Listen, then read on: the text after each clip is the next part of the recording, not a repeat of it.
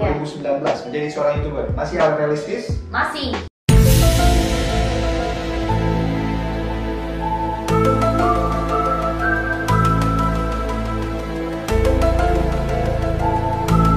Kalau dari artikel tadi, Kevin Hendrawan, bukan nonton ya. Kalau nggak nonton juga nggak apa-apa. Jadi kalau nonton nggak bukan karena Hai saya. Kevin, Ya. baru ketemu kemarin. Jadi ngomongnya sebagai YouTuber lebih sering tekor. Sebenarnya seperti apa sih? Benar nggak? Iya, mungkin aku nggak tahu sih, dia nggak bilang spesifik juga untuk konten apa kan tekornya. Dia sempat spesifik karena kontennya itu banyak yang travel vlog gitu, dan itu kan membutuhkan peralatan. Tapi balik lagi ketika ini kan di awal ya, konsep di awal. Nah, tapi sebenarnya ini terjadi di banyak YouTuber nggak sih? Kalau Natia sendiri gimana? Oke, mungkin aku belum sampai tahap dimana kayak Kevin Hendrawan ya, jujur ya. Maksudnya karena menurut aku semakin lama orang berkecimpung di YouTube, semakin dia akan berusaha untuk membuat konten-konten baru dan bisa dibilang levelnya naik lah. Oke, gue belum pernah buat ini, gue pengen buat ini. Dan misalnya ya review-review yang kalau mungkin dari kontennya Kevin sendiri tiba-tiba review kamar hotel mahal, suite senilai apa yang pernah ditinggalin presiden, atau enggak first class apa airlines. Jadi kayak gitu. Dan nggak semuanya ya dapat gratis, nggak semuanya mau sponsorin, dan disitulah kita emang harus keluar budget sendiri. Dan temen aku si Michi Momo baru aja tadi hari ini upload dia first class Thai Airways. Itu dia langsung ngomong langsung sendiri, guys, I'm not sponsored. Ini pure emang aku pengen review ini karena gue sering pakai Thai Airways dan gue pengen tahu first classnya kayak apa. Jadi gue bekerja keras untuk ini dan kalian juga pasti bisa. Dia nulis gitu dengan frankly. Ya, she wrote that, dan ya menurut aku ya mungkin kalau dibilang dari situ tekor, ya itu tergantung. Kalau misalnya konten-kontennya seperti ini yang membutuhkan kocek yang tidak sedikit dan dari pengeluaran sendiri ya mungkin banget, karena menurut aku ya AdSense tidak sekencang yang kalian bayangin. Yang misalnya kita tahu dari hasil kalkulasinya sih social bid itu kayak gitu. Berarti itu gantung lagi ya, mau seperti apa kontennya, boleh jadi mungkin kayak orang dagang aja kali kan. Ada di satu video tekor, video lainnya harus untuk banyak nih. Betul. Gimana caranya dengan video mungkin dengan cost production yang seminimalis mungkin banyak nih kayak gitu. Kalau itu kan costnya udah pasti gede. Iya benar. Ya kalau viewsnya gede, oke lah, berarti cocok ya. Kalau misalnya viewsnya kecil ya kita kan nggak tahu. Misalnya pertama kali gue mulai YouTube itu, gue kan maksain tuh ke Lombok, maksudnya kan beli resort juga di sana. Ya kebetulan saya promo gitu kan. Dan gara-gara itu akhirnya ada resort minta gue balik lagi untuk nginep di tempat mereka 3 malam. Nah itu free, tapi mau nginep aja ya. Tiketnya enggak, Oke, itu kan maksudnya mungkin itu yang dilihat juga kali ya. Jadi ketika lu membranding diri lu sebagai seorang travel vlog mungkin begini kan, jadi membangun brand seperti itu dan akan mendapat benefit di saat yang lain ya. Betul. Ya kayak startup makan duit lah ya. Iya, ini strategi sih, bener banget. Dan gue setuju, nggak cuma travel aja, misalnya kayak fashion. Lo mau diakui sebagai fashion vlogger, ya lo akan butuh untuk beli barang yang nggak brand-brand yang nggak murah. Tapi untuk membranding diri lo bahwa lo emang familiar sama brand-brand itu gitu. Nanti brand itu akan, kalau lo rajin nge-tag, rajin publish mereka, lo akan di-recognize sama brand itu dan lo bisa mungkin dijadiin ambassador-nya. Ya kita nggak pernah tahu gitu, tapi balik lagi. Tapi kalau melihat konten-konten kayak review pomade dengan susu kental manis, sakit hati nggak sih lo tiba-tiba trending viral iklannya banyak? Aduh, aku mau pertanyakan masyarakat Indonesia ini nonton ini kenapa gitu, kayak kenapa gitu. Itu dia karakter masyarakat Indonesia tuh benar-benar nggak bisa ditebak. Nggak bisa ditebak ya. Endorse jalan, endorse yang paling mahal itu apa sejauh ini? Apa ya? Iya, soal gitu. Padahal tadi menemukan jawabannya. Ini tuh sebenarnya belum kejadian, jadi gue takut ngomong, cuman insya Allah jadilah ya. Amin ya. Itu paket prewedding di luar negeri.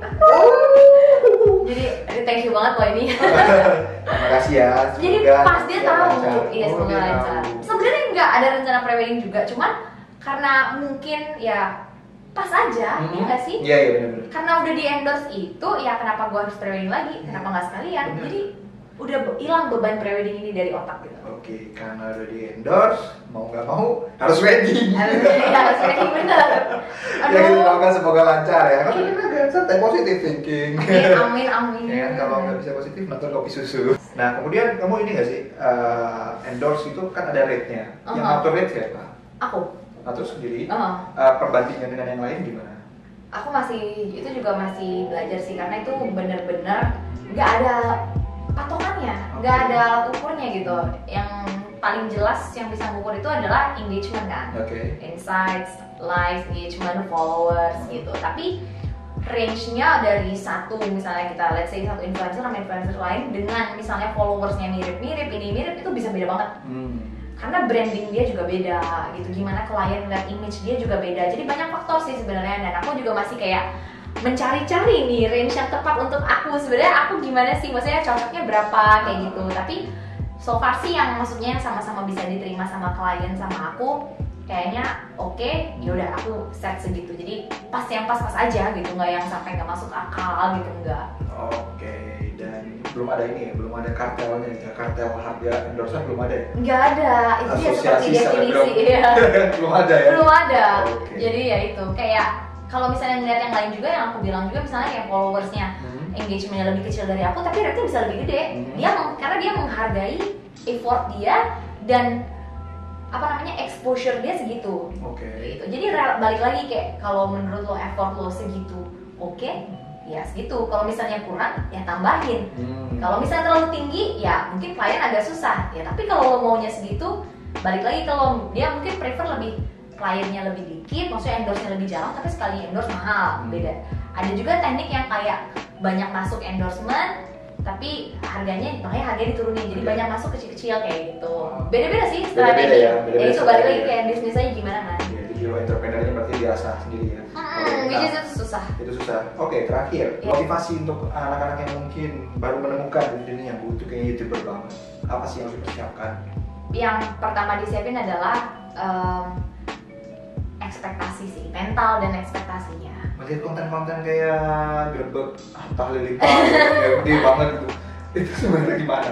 Kalau lihat dari tipe masyarakat Indonesia, masyarakat kita memang suka yang seperti itu. Tapi balik lagi, jadilah kalau misalnya YouTube itu kan as real as who you are gitu maksudnya. Jadi jangan jauh-jauh sama diri lo sendiri gitu. Percuma kalau misalnya kamu jadi orang lain terus ini lo akan mempertanyakan nanti.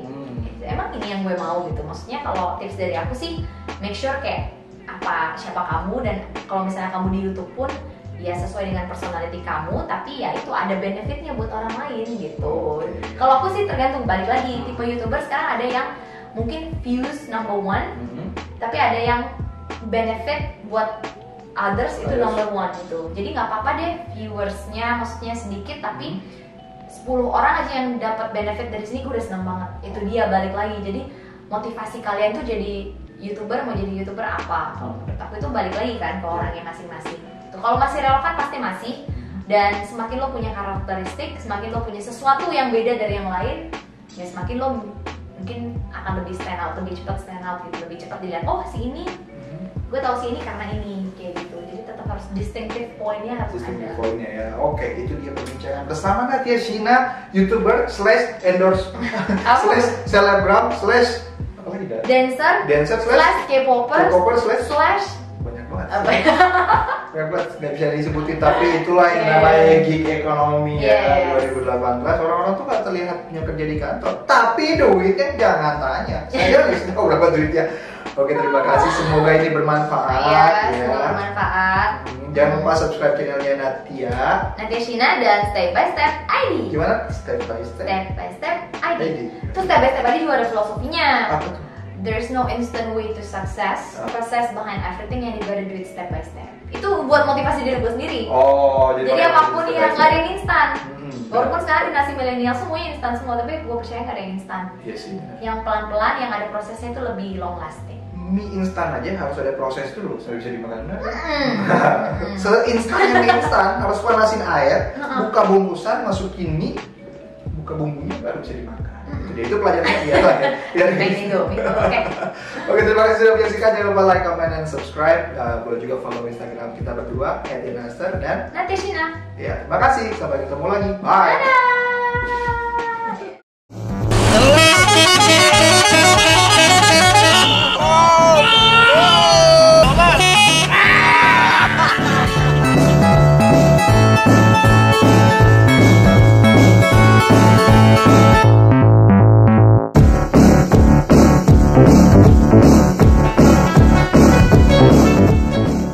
Mas, tolong sediakan kamar yang paling murah untuk kita.